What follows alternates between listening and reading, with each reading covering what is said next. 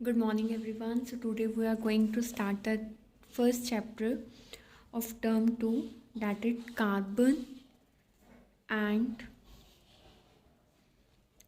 its compound.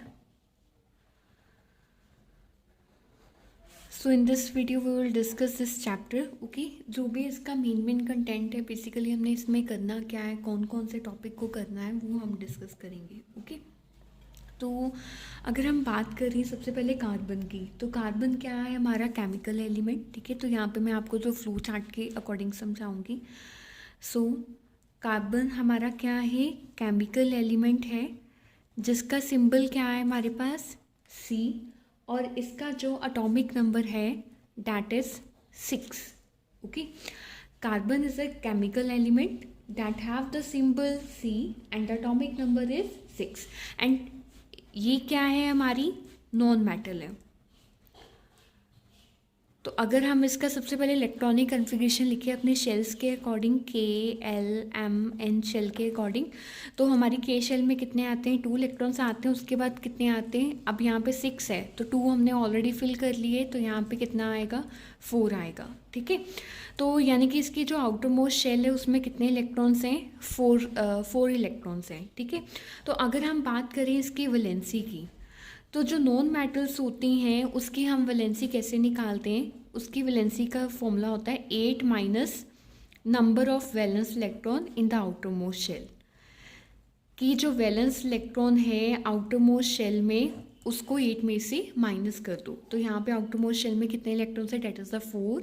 तो यहाँ पे जो कार्बन का वैलेंसी आएगा हमारे पास, वो कितना आएगा, 4 आएगा. ओके, सो उसके बाद देखो, जो कार्बन है, ये जो वर्ड डिराइव किया गया है ये लैटिन से डिराइव किया गया है, लैटिन लैंग्वेज से डिराइव किया गया है. ठीक है, तो लैटिन वर्ड कार्बो से ओरिजिनेट हुआ है जिसका मतलब है कॉइल. सो दैट्स वाई जो हमारा कार्बन है that is the main constituent of coil. ठीक है, तो जो ये कार्बन है इसका क्या है, versatile, this is a versatile element. Versatile element क्या होता है कि जिसके बहुत सारे यूजेस हो, बहुत ही जगह पे ये यूज़ किया जाए. ठीक है, देखो जितना भी हमारा लिविंग सिस्टम है, बेशक वो ह्यूमन बीइंग्स हैं, बेशक वो एनिमल्स हैं, बर्ड्स हैं, इंसेक्ट्स हैं, वो सारे किससे बने हुए हैं, कार्बन कंपाउंड से बने हुए हैं. ठीक है, अब कौन कौन से कार्बन कंपाउंड से, like carbohydrates, proteins, fats, vitamins, minerals, तो ये सारी क्या है, हमारी कार्बन कंपाउंड से जितना भी हमारा लिविंग सिस्टम है वो सारा का सारा बना हुआ है. ठीक है, और देखो जो भी हम डेली में फूड आइटम्स यूज़ करते हैं, ठीक है, बेशक वो हमारी ग्रेन्स हैं, पल्सेस हैं, वेजिटेबल हैं, शुगर, टी, कॉफ़ी एक्सेट्रा, उन सभी में क्या होते हैं, कार्बन कंपाउंड्स होते हैं. ठीक है, इवन कि जो हमारे फ्यूल्स हैं, फ्यूल्स लाइक कोयल, कैरोसिन, LPG, CNG,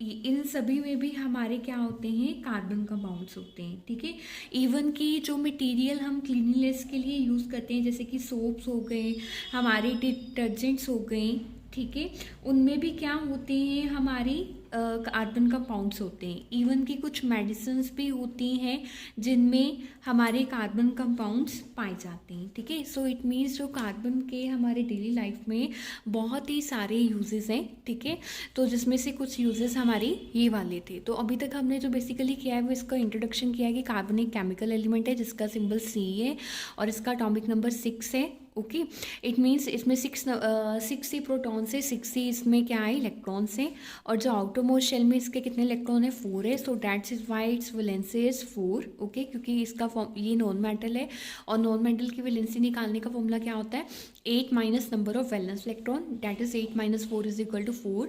जो कार्बन वर्ड है that is derive from the Latin word carbo, जिसका मतलब है कोयल. सो दैट्स वाई जो कोयल है वो हमारा क्या है, मेन कंस्टिट्यूएंट है कार्बन का. इसके यूजेस हमारे लिविंग सिस्टम में, जो हम खाते हैं, जिससे हमारी मशीन्स चलती हैं, जो भी हम खाना बनाने के लिए यूज़ करते हैं, सोप्स में, डिटर्जेंट्स में, क्लीननेस में, ठीक है, मेडिसिन में, हर जगह पे हमें क्या पाए जाते हैं, कार्बन कंपाउंड्स पाए जाते हैं।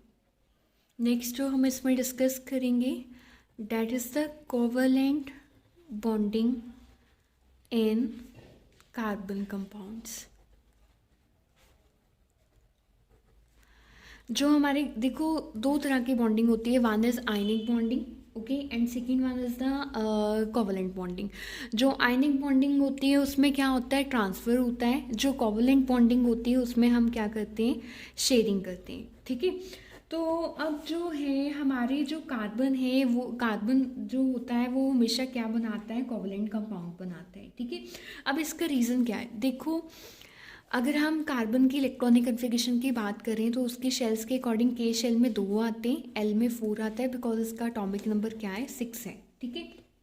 तो पीरियोडिक टेबल में हर एक कंपाउंड क्या चाहता है, अपनी स्टेबिलिटी चाहता है, ठीक है। स्टेबिलिटी कब मिलती है, जब वो नोबल गैस कन्फिग्रेशन को अचीव करता है। अगर वो नोबल गैस कन्फिगरेशन को अचीव कर लेता है तो वो क्या हो जाता है, स्टेबल हो जाता है, ठीक है। तो अगर हम बात करें एटॉमिक नंबर 1 से लेके, तो पहले हैं hydrogen, helium, lithium, beryllium, boron, carbon, nitrogen, oxygen, fluorine, neon, ठीक है। तो देखो ये जो कार्बन है वो हमारा 6 नंबर पे है, और फर्स्ट टू 10 में हमारे पास जो नोबल गैसेस है, one is the helium and second one is the neon, ठीक है।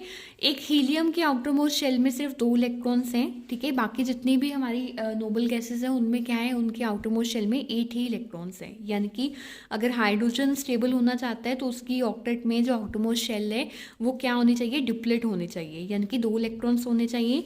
और अगर ये बाकी स्टेबल होना चाहते हैं तो इनमें क्या होना चाहिए, ऑक्टेट कंप्लीट होनी चाहिए इनकी, ठीक है।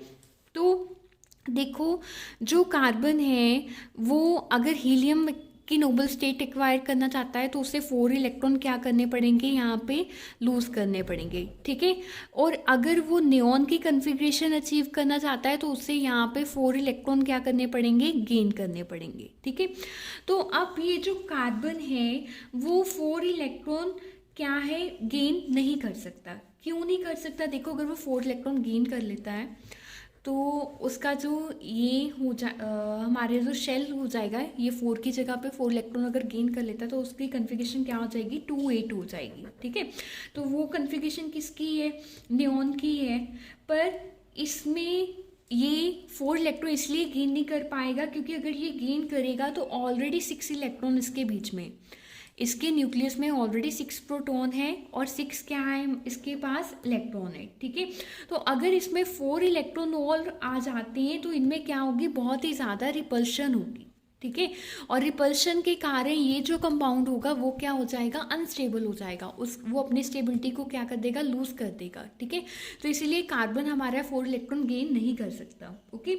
तो अगर हम बात करें कि कार्बन 4 इलेक्ट्रॉन को लूज़ कर दे, यानी कि लूज़ करके यहाँ पे क्या आ जाएगा, पॉजिटिव चार्ज आ जाएगा, क्योंकि जब भी हम कोई लूज़ करता है, कोई भी कंपाउंड कुछ लूज़ करता है तो वो क्या बन जाता है, कैटायन बन जाता है। और जब भी कोई इलेक्ट्रॉन गेन करता है तो वो क्या बन जाता है, एनायन बन जाता है, ठीक है। तो it can not lose 4 electron to form C4 positive ion, because देखो इसके लिए इसे क्या चाहिए, बहुत ही ज़्यादा एनर्जी चाहिए, ठीक है। 4 इलेक्ट्रॉन लूज करने के लिए इसे बहुत ही ज़्यादा एनर्जी चाहिए and that is impossible for the carbon atom, okay. So that's Y ना ही कार्बन C4 पॉजिटिव एग्जिस्ट करता है, ना ही कार्बन C4 नेगेटिव एग्जिस्ट करता है, ठीक है। सो जो ओनली वे हमारे पास जो बचता है, that it can acquire the noble gas configuration, that the only way is the sharing, कि ये जो अपने वैलेंस इलेक्ट्रॉन हैं उन्हें क्या करें, दूसरे एलिमेंट्स के साथ शेयर करें, so that it can achieve the noble gas configuration, okay. तो ये जो दूसरे एलिमेंट्स के साथ इनका बॉन्ड बनता है, जो शेयरिंग करके ये बॉन्ड बनाते हैं, that is called the covalent bonding. और वो जो कंपाउंड बनते हैं इसके, that is called covalent compounds, ठीक है। जो कोवलेंट बॉन्डिंग के कारण कार्बन के साथ कंपाउंड्स बन रहे हैं, that is the covalent compounds. Okay, और जो बॉन्डिंग हो रही है, जो शेयरिंग हो रही है, that is known as covalent bonding. Okay, next जो हम इसमें डिस्कस करेंगे, दैट कार्बन इज टेट्रावैलेंट। देखो जो कार्बन है वो क्या है, टेट्रावैलेंट है। टेट्रावैलेंट क्यों? बिकॉज इसके जो वैलेंस इलेक्ट्रॉन है, जो इसकी आउटर मोस्ट शेल में कितने वैलेंस इलेक्ट्रॉन है, 4 वैलेंस इलेक्ट्रॉन है। ठीक है, तो इट मीन्स इसको 4 इलेक्ट्रॉन ही चाहिए। अब नियर अपनी अगर स्टेबिलिटी चाहता है तो इसको कितने इलेक्ट्रॉन चाहिए, 4 इलेक्ट्रॉन चाहिए। ठीक है, सो डैट कि ये नियॉन की कन्फिगरेशन को क्या कर पाए, अचीव कर पाए। ठीक है, तो कार्बन को ये 4 एटम कैसे मिलेंगे, वो उसको मिलेंगे by mutual sharing. Okay, by mutual sharing ये 4 इलेक्ट्रॉन्स को क्या कर सकता है, अपना 4 इलेक्ट्रॉन्स को अचीव कर सकता है। ठीक है, सो इसीलिए हम बोलते हैं कि ये जो कार्बन है वो क्या बनाता है, 4 कोवलेंट बॉन्ड बनाता है। ठीक है, सो ये जो 4 कोवलेंट बॉन्ड है इन्हें हम क्या बोलते हैं, टेट्रावैलेंट बोलते हैं। ठीक है, ये जो है, ये जो यहाँ पे सिंगल लाइन्स आप देख रहे हो, ये बेसिकली उसकी वैलेंसेस को रिप्रेजेंट करते हैं। ओके, नेक्स्ट जो हम इसमें डिस्कस करेंगे, दैट कार्बन इज टेट्राहेड्रल। ठीक है, तो देखो 1874 में जे वॉन्ट हॉफ, जो एक फ्रेंच साइंटिस्ट था, उन्होंने वह बोला, कहते ये जो 4 की 4 वैलेंसेस हैं कार्बन की, कहते वो एक प्लेन में लाइन नहीं करती। ठीक है, जो कार्बन की 4 वैलेंसेस है, that do not lie in one plane.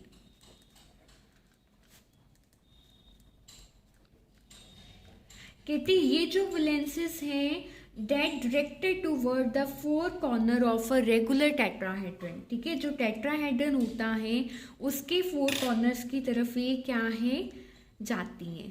ठीक है, उस शेप में कहते हैं ये जाती हैं, तो इसलिए उन्होंने क्या बोला है कि ये जो कार्बन है वो क्या होता है, किस शेप का होता है, टेट्राहेड्रल होता है। ठीक है, और जो इसका एंगल होता है दो एडजेसेंट वैलेंसेस के बीच में, जो इसका एंगल है दैट इज 109 डिग्री। ओके, और जिसे हम क्या बोलते हैं, this angle is also called tetrahedral angle.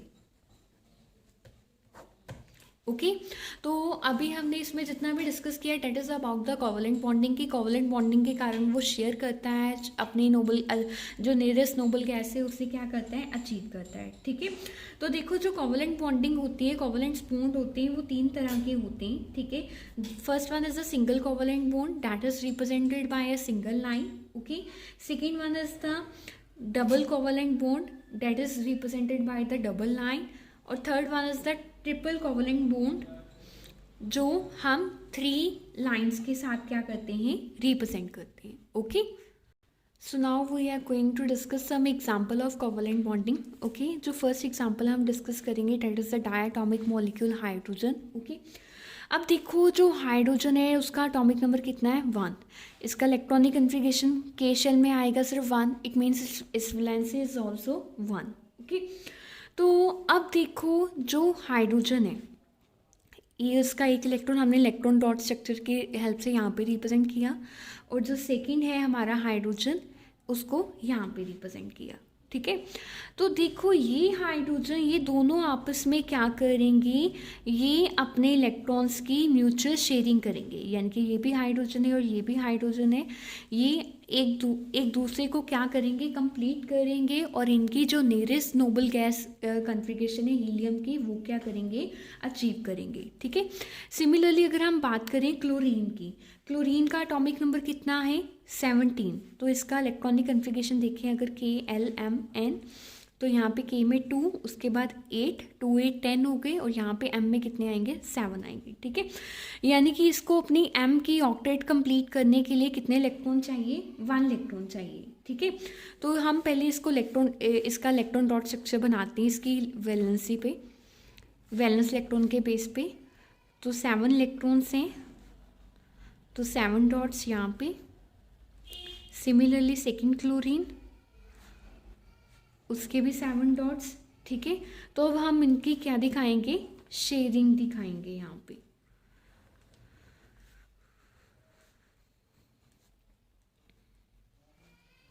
तो देखो ये दोनों आपस में क्या करेंगे, अपना एक इलेक्ट्रॉन दोनों क्या करेंगे, शेयर करेंगे और क्या बनाएंगे, डायटोमिक मॉलिक्यूल बनाएंगे, ठीक है।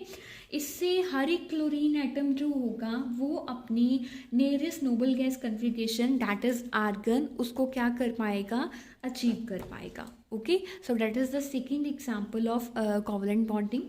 Next one is the NH3। अब देखो जो NH3 है, हाइड्रोजन का तो हमें पता ही है कि हाइड्रोजन का जो हाइड्रोजन में कितने इलेक्ट्रॉन है, 1 है। अगर हम नाइट्रोजन की बात करें, नाइट्रोजन का हमारा जो एटॉमिक नंबर है दैट इज़ 7। अगर इसकी इलेक्ट्रॉनिक कन्फिगरेशन लिखें तो 1 is 2 और यहाँ पे कितना आ जाएगा 5, ठीक है। तो यानी कि इसको L शेल कंप्लीट करने के लिए कितने इलेक्ट्रॉन चाहिए, 3 इलेक्ट्रॉन चाहिए, ठीक है। तो वो 3 इलेक्ट्रॉन हम यहाँ पे कितने हाइड्रोजन ले रहे हैं, वो हम 3 ले रहे हैं, ठीक है। तो यानी कि 3 हाइड्रोजन के जो इलेक्ट्रॉन होंगे और ये इसके जो इलेक्ट्रॉन होंगे वो आपस में क्या करेंगे, म्यूचुअल शेयरिंग करेंगे और अपनी नोबल गैस को क्या करेंगे, अचीव करेंगे। ओके, तो यहाँ पे हम इसका इलेक्ट्रॉन डॉट स्ट्रक्चर बनाएंगे।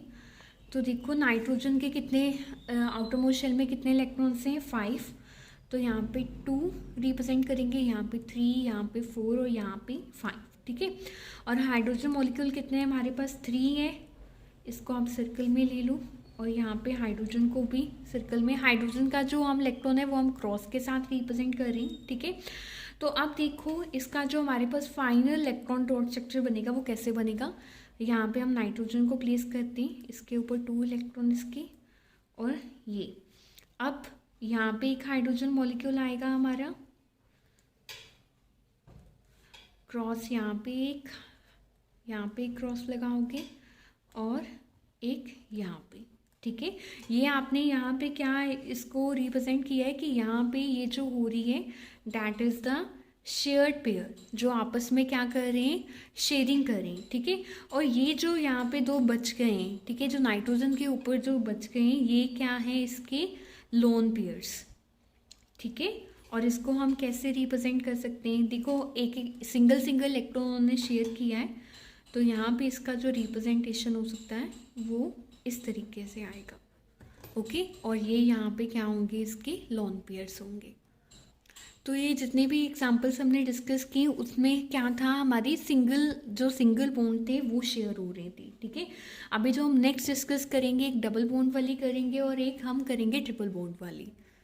तो यहाँ पे हम एग्जाम्पल लेंगे ऑक्सीजन मॉलिक्यूल की, ठीक है। तो देखो जो ऑक्सीजन होता है उसका जो एटॉमिक नंबर क्या होता है, वो कितना होता है, 8 होता है, ठीक है। तो इससे अगर हम शेल्स के अकॉर्डिंग इसकी इलेक्ट्रॉनिक कन्फिगरेशन लिखें तो के शेल में 2 आएंगे, एल शेल में कितने आएंगे, 6 आएंगे, ठीक है। यानी कि एल शेल की ऑक्टेट कंप्लीट करने के लिए इसको क्या चाहिए, 2 और इलेक्ट्रॉन चाहिए, ठीक है। It means it need 2 more electron to complete its octet. Okay, so इसमें क्या होगा कि हर एक एटम जो ऑक्सीजन का होगा वो 2 इलेक्ट्रॉन्स क्या करेंगे, एक दूसरे के साथ शेयर करेंगे, ठीक है। अगर वो एक दूसरे के साथ शेयर करेंगे तभी वो उनकी जो नियरेस्ट नोबल गैस है उसको क्या कर पाएंगे, अचीव कर पाएंगे। ओके, तो इसका इलेक्ट्रॉन डॉट स्ट्रक्चर बनाते हैं यहाँ पे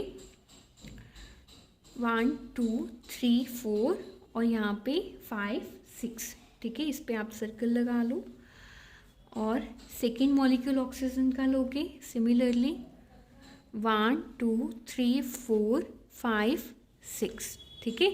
तो अब हमने इनमें क्या दिखानी है, शेयरिंग दिखानी है। तो यहाँ पे हम ऑक्सीजन एटम्स, ओके, यहाँ पे 1 2 3 4 और 2 यहाँ पे इसके शेयर करेंगे। सिमिलरली 1 2 3 4 और 2 यहाँ पे ये आपस में क्या होंगी, इनकी शेयरिंग होगी और ये यहाँ पे हमारा क्या बनेगा, ऑक्सीजन मॉलिक्यूल बनेगा जो हमारा क्या है, डायटोमिक मॉलिक्यूल है। ओके, तो अगर हम इसको ऐसे ही रिप्रेजेंट करें सो दिस इज, तो ये इनके बीच में शेयरिंग ओके, तो ये यहाँ पे ये जो ऊपर दिखाई दे रहे हैं that is the lone pairs, और ये जो है ये आपस में क्या है, शेयर्ड पेयर्स हैं। इसके बाद जो हम नेक्स्ट एग्जांपल करेंगे that is the nitrogen molecule. ठीक है, अब देखो जो नाइट्रोजन है उसका जो एटॉमिक नंबर है दैट इज़ द 7, और उसकी जो शेल है 2 और 5, 2 और 5 कितना होता है, 7 होता है। अब इसको एल शेल में कितने इलेक्ट्रॉन चाहिए, 3 इलेक्ट्रॉन चाहिए। ठीक है, 3 इलेक्ट्रॉन आएंगे तभी ये जो नाइट्रोजन मॉलिक्यूल है वो नियॉन की कन्फिगरेशन को अचीव कर पाएंगे। ठीक है, तो अब हम इसको रिप्रेजेंट करेंगे 3 मॉलिक्यूल्स इधर और 2 मॉलिक्यूल्स इधर। सिमिलरली जो सेकंड नाइट्रोजन है उसके भी 3 मॉलिक्यूल इधर और 2 मॉलिक्यूल इधर। ओके, तो इसका यहाँ पे आप सर्कल लगा सकते हो, और इसकी जो शेयरिंग दिखाएंगे हम यहाँ पे नाइट्रोजन नाइट्रोजन, और ये आपस में क्या करेंगे, 3 बॉन्ड्स को क्या करेंगे, शेयर करेंगे। ठीक है, तो अगर इसको कैसे रिप्रेजेंट कर सकते हैं, ये जो 3 है ये इनके क्या है, शेयर्ड पेयर है, और ये इनके क्या है, लोन पेयर है। ठीक है, तो यहाँ पे आपने एक चीज़ ध्यान में रखनी है कि हमारे जो एटम्स हैं, ठीक है, that only can share up to 3 electrons with each other. ठीक है, वो अपने साथ सिर्फ 3 इलेक्ट्रॉन्स तक की शेयरिंग कर सकते हैं। ठीक है, बिकॉज जो इलेक्ट्रॉन इलेक्ट्रॉन रिपल्शन होती है, यहाँ पे आप नोट डाउन कर सकते हो, because electron repulsion between 4 and more shear pairs make the molecule unstable। अगर हम 4 से ज़्यादा 4 करते हैं या 4 से ज़्यादा करते हैं तो वो हमारे मॉलिक्यूल को क्या बना देते हैं, अनस्टेबल बना देते हैं। ठीक है, इसलिए जो एटम्स हैं वो अप टू 3 पेयर तक ही क्या करते हैं, शेयरिंग करते हैं। ओके, नेक्स्ट हम जो डिस्कस करेंगे that is the some properties of the covalent compound. Properties of covalent compound. ठीक है, तो देखो जो कोवलेंट होते हैं, जो कोवलेंट बॉन्डिंग मॉलिक्यूल्स होते हैं वो एक दूसरे के साथ क्या बनाते हैं, स्ट्रॉन्ग बॉन्ड बनाते हैं। ठीक है, वो विद इन द मॉलिक्यूल क्या बनाते हैं, स्ट्रॉन्ग बॉन्ड बनाते हैं। ठीक है, पर अगर हम बात करें इनकी इंटरमॉलिक्यूलर फोर्सेस की, तो इनकी जो इंटरमॉलिक्यूलर फोर्सेस होते हैं इनकी जो इंटरमॉलिक्यूलर फोर्सेस होती हैं वो क्या होती हैं, वीक होती हैं। ठीक है, सो इंटरमॉलिक्यूलर फोर्सेस वीक होने के कारण इनके जो मेल्टिंग एंड बॉइलिंग पॉइंट होते हैं वो क्या होते हैं, लो होते हैं। मीन इसका जो मेल्टिंग पॉइंट है और इसका जो बॉइलिंग पॉइंट है that is low. Okay, due to किसके कारण लो है, क्योंकि इनकी जो इंटरमॉलिक्यूलर फोर्सेस हैं वो क्या है, वीक है, इस कारण से इनका जो मेल्टिंग एंड बॉइलिंग पॉइंट है वो क्या है, लो है। ठीक है, और ये जो कोवलेंट बॉन्डिंग है जब इनमें शेयरिंग होती है, जब ये एक दूसरे के साथ पेयर शेयर कर रहे होते हैं, ठीक है, तो इनमें कोई भी चार्ज पार्टिकल फॉर्म नहीं होता। ठीक है, no charge particles are formed. So that's why ये जो होते हैं हमारे कोवलेंट कंपाउंड होते हैं that are the bad conductors. वो क्या होते हैं, बैड कंडक्टर्स होते हैं, क्योंकि उनमें कोई भी कोवलेंट जो हमारे कोई भी शेयरिंग के दौरान कोई भी चार्ज पार्टिकल फॉर्म नहीं हो रहा है। So that's why they are the bad conductors. Okay, अगर हम बात करें आयनिक कंपाउंड्स की और कोवलेंट कंपाउंड की मतलब डिफरेंस की, यहाँ पे आप लिख लो आयनिक और यहाँ पे आप लिख लो कोवलेंट। ठीक है, तो देखो जो आयनिक कंपाउंड है उनमें क्या होता है, कंप्लीट ट्रांसफ़र होता है इलेक्ट्रॉन्स का एक पेयर से दूसरी जगह, एक मॉलिक्यूल से दूसरे में। ठीक है, और कोवलेंट में क्या होती है, हमारे पास शेयरिंग होती है। ठीक है, जो हमारे आयनिक कंपाउंड्स होते हैं वो जनरली क्या होते हैं, सॉलिड होते हैं, और ये जो हमारे कोवलेंट कंपाउंड होते हैं वो सॉलिड भी हो सकते हैं, लिक्विड भी हो सकते हैं और गैसेस भी हो सकते हैं। ठीक है, फॉर एग्जांपल अगर हम बात करें जो क्लोरीन है वो गैस है, जो ब्रोमीन है वो हमारा क्या है, लिक्विड है, ठीक है। और जो आयोडीन है वो क्या है, सॉलिड है। तो इसमें कुछ भी हो सकता है, ओके। जो अगर हम बात करें मेल्टिंग एंड बॉइलिंग पॉइंट की, तो यहाँ पे मेल्टिंग एंड बॉइलिंग पॉइंट क्या होते हैं, हाई होते हैं, क्योंकि जो इनकी इंटरमॉलिक्यूलर फोर्सेस होती हैं वो वीक होती हैं। तो यहाँ पे हमने ऑलरेडी डिस्कस किया है कि इनके जो होते हैं वो क्या होते हैं, हमारे क्या होते हैं, लो होते हैं, ठीक है। उसके बाद जो आयनिक कंपाउंड्स है that are the good conductors, okay. जो हमारे कोवलेंट कंपाउंड्स हैं that are the bad conductors, वो हमारे गुड कंडक्टर्स नहीं है, ये हमारे क्या है, बैड कंडक्टर्स हैं, ठीक है। तो बेसिकली ये जो हमारी आयनिक कंपाउंड है उनका जो नेचर ऑफ रिएक्शन है वो क्या है, बहुत ही फास्ट है, ठीक है। और ये जो हमारे कोवलेंट कंपाउंड है इनका जो नेचर ऑफ रिएक्शन है वो क्या है, बहुत ही स्लो है, ठीक है। तो ये कुछ डिफरेंस है ionic compound and covalent compound में जो हमसे पूछे जा सकते हैं। उसके बाद जो हमारे पास नेक्स्ट टॉपिक है जो हमारे सिलेबस में गिवन है that is the versatile nature of carbon, okay. तो देखो वर्सेटाइल नेचर ऑफ कार्बन में हम कौन कौन सा पॉइंट डिस्कस करेंगे। First one is the catenation, second one is the tetracovalency of carbon,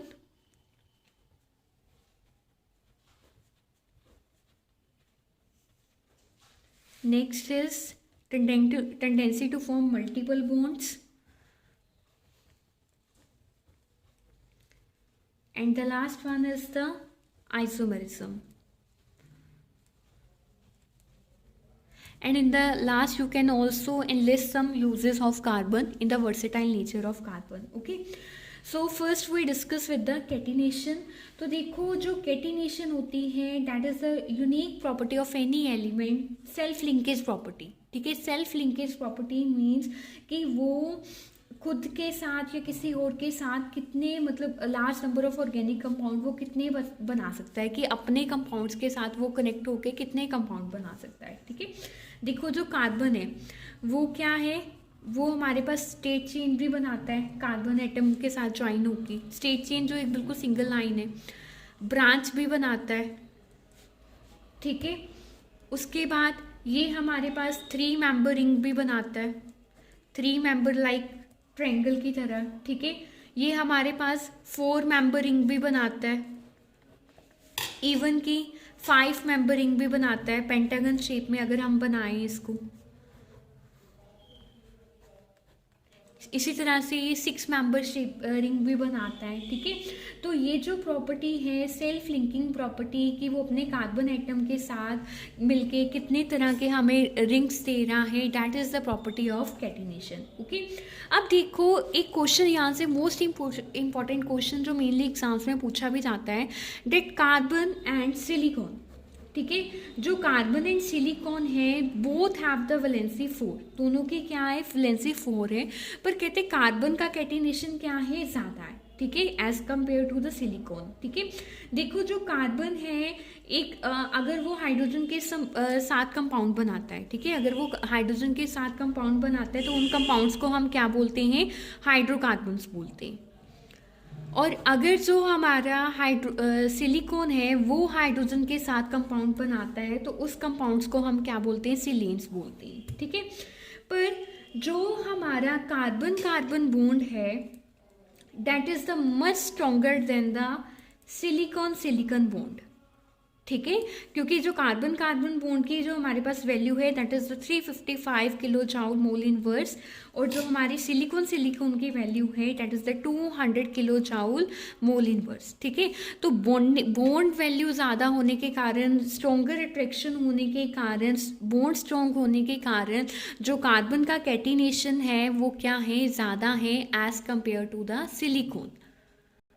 next point is the tetracovalency of carbon. तो देखो हमें ऑलरेडी पता है कि जो कार्बन है वो क्या है, 4 इलेक्ट्रॉन क्या कर सकता है, अपने शेयर कर सकता है, और किसी से लेके वो क्या कर सकता है, अपने नियरेस्ट नोबल गैस कॉन्फिगरेशन को क्या कर सकता है, अचीव कर सकता है, ठीक है।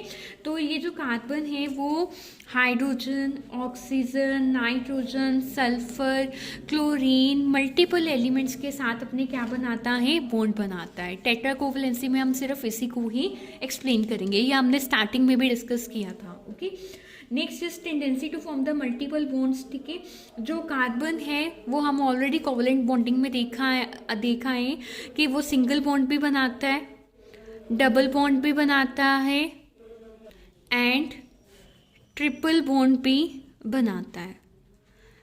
ट्रिपल बॉन्ड से ज़्यादा वो बॉन्ड नहीं बनाता है, क्योंकि उसके अगर वो ज़्यादा बॉन्ड बनाए तो इससे हमारा जो कंपाउंड होता है वो क्या हो जाता है, अनस्टेबल हो जाता है। ठीक है, and the last one is the isomerism, जो हम वर्सेटाइल नेचर में डिस्कस करेंगे।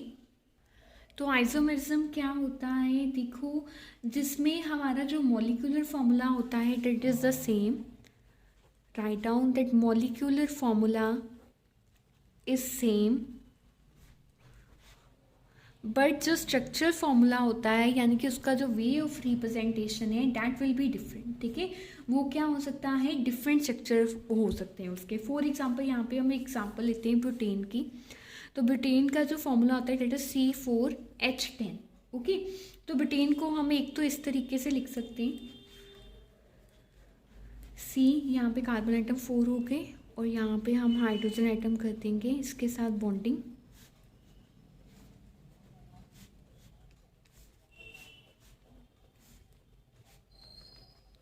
तो ये एक तो ये this one is the first जो ब्यूटेन का हमारे पास स्ट्रक्चर फॉर्मूला है। ठीक है, और दूसरा हम किस तरह से बना सकते हैं,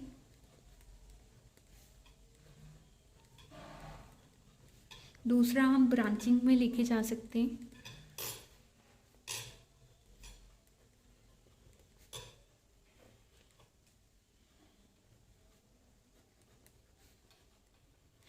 तो यहाँ पे आप काउंट कर सकते हो, that is the carbon atom 1 3 1 और 1 ये 4, और जो हमारे हाइड्रोजन आइटम है 1 2 3 4 5 6 7 8 9 10। ओके, तो ये हमारे 3 यहाँ पे और ये 3 यहाँ पे, 1 इज़ मिसिंग, ये यहाँ पे आएगा। ओके, तो इस तरह से ये हमारा क्या आ गया, ब्यूटेन का स्ट्रक्चर फॉर्मूला आ गया। तो आइसोमेरिज्म क्या होता है, देखो आइसोमेर दोनों का फॉर्मूला क्या था, C4H10, पर उसका जो स्ट्रक्चर फॉर्मूला था वो क्या था, डिफरेंट था। तो that is basically called isomerism. Okay, next we will discuss the homologous series. Homologous series discuss करने से पहले हमें कुछ हाइड्रोकार्बन डिस्कस करने होंगे, कुछ ऑर्गेनिक कंपाउंड हमें डिस्कस करने होंगे। ठीक है, जिनकी नॉलेज के बिना हम इसको सॉल्व नहीं कर पाएंगे। तो पहले हम कुछ ऑर्गेनिक कंपाउंड डिस्कस करेंगे। ऑर्गेनिक कंपाउंड में जो हमारे पास सबसे पहले आते हैं that is the hydrocarbons. Hydrocarbon में क्या आता है हमारे पास, एल्कीन, एल्कीन, एल्काइन। जो एल्कीन होते हैं उनमें क्या होता है, सिंगल बॉन्ड होता है। जो एल्कीन होते हैं उनमें क्या होता है, डबल बॉन्ड होता है। और जो एल्काइन होते हैं उनमें क्या होता है, ट्रिपल बॉन्ड होता है। ठीक है, इसके बाद जो हमारे पास आते हैं दैट इज़ द अल्कोहल। जो अल्कोहल्स होते हैं उनमें OH ग्रुप पाया जाता है। Next is the aldehydes. जो एल्डिहाइड होते हैं उसमें CHO ग्रुप पाया जाता है। Next is ketone. जो कीटोन होते हैं उसमें कार्बन और ऑक्सीजन के बीच में डबल बॉन्ड पाया जाता है। जो ईथर्स होते हैं वो उसमें कार्बन ऑक्सीजन कार्बन ग्रुप पाया जाता है। ठीक है, और जो हमारे हैलाइड्स होते हैं उन्हें हम X के साथ रिप्रेजेंट करते हैं। X में भी फ्लोरीन, क्लोरीन, ब्रोमीन, आयोडीन कुछ भी यहाँ पे हो सकता है। ठीक है, तो ये थे हमारे कुछ ऑर्गेनिक कंपाउंड्स।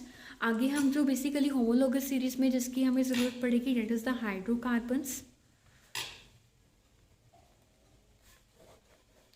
तो हाइड्रोकार्बन्स को आपको इस तरीके से समझना होगा। देखो, 2 तरह के हाइड्रोकार्बन्स होते हैं। वन इज द एलिफेटिक या ओपन चेन कंपाउंड भी बोल सकते हो आप एलिफेटिक को। ओके, और second one is the cyclic. Cyclic को आप क्लोज चेन कंपाउंड भी बोल सकते हो। ठीक है, जो एलिफेटिक होते हैं वो 2 तरह के होते हैं, सैचुरेटेड और अनसैचुरेटेड। जो सैचुरेटेड हैं उनमें हमारे पास आते हैं एल्केन्स। एल्केन्स का फॉर्मूला होता है CnH2n+2। और जो अनसेचुरेटेड होते हैं उसमें हमारे पास आते हैं एल्कीन्स एंड एल्काइंस। जो एल्कीन है उनका फॉर्मूला होता है CnH2n, और जो एल्काइंस होते हैं उनका फॉर्मूला होता है CnH2n-2। ठीक है। और ये जो साइक्लिक होते हैं वो भी दो तरह के होते हैं, एलिसाइक्लिक और एरोमेटिक। ठीक है। पर जो हमने मेनली डील करना है वो हमने एलिफेटिक के साथ डील करना है, जिसमें हमने एल्केन, एल्कीन और एल्काइन के बारे में पढ़ना है।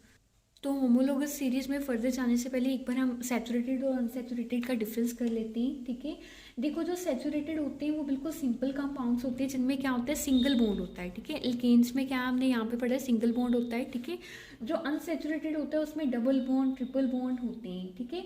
और ये जो सैचुरेटेड होते हैं वो क्या होते हैं, लेस रिएक्टिव होते हैं, क्योंकि इनके पास नंबर ऑफ इलेक्ट्रॉन्स की क्या होती है, नॉन अवेलेबिलिटी होती है, इतनी अवेलेबिलिटी नहीं होती इनके पास।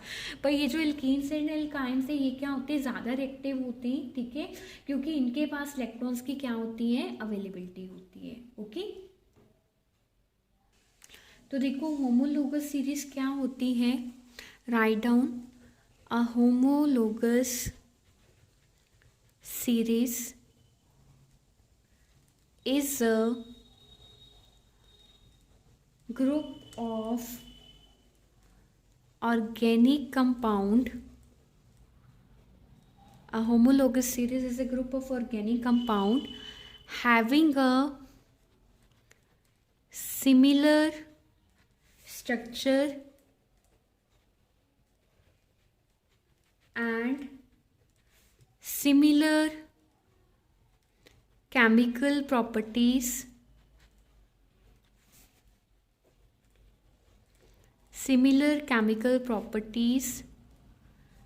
differ by a CH2 group.